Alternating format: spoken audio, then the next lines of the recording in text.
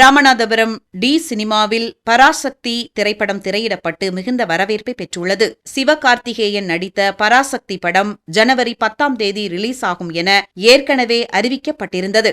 ஆனால் தணிக்கை வாரியத்தின் சான்றிதழ் கிடைக்காத நிலையில் படத்துக்கு சிக்கல் எழுந்தது.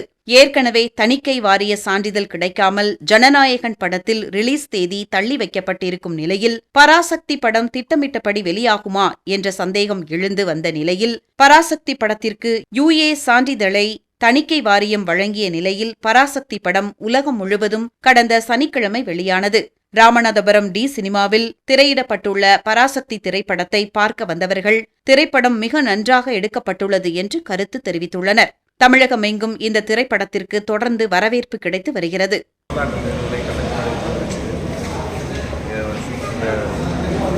அதாவது இருமொழி கொள்கை அண்ணா கொண்டு வந்தது, தமிழ்நாடு பேர் வச்சது எல்லாமே மாணவர் போராட்டத்தின் காரணமாக தான் நடந்தது. இந்த வந்து இன்னமும் ஜனநாயகம் தாவேக்கா அது இதை போட்டு காமிச்சிட்டு மக்களை ஏமாத்தாதீங்க. இந்த மாதிரி நல்ல திரைப்படங்கள் வரணும். டேரக்டரோட பணி மிகச்சிறப்பான பணி. சிவகார்த்திகேயனோட நடிப்பு சிறப்பாக இருந்தது. ஒவ்வொரு வரியும் கண்ணில் ஊற்றிக்கிற மாதிரி இருந்தது. மிகச்சிறந்த உடம்பு எல்லாரும் சொல்ல மாட்டேங்குது.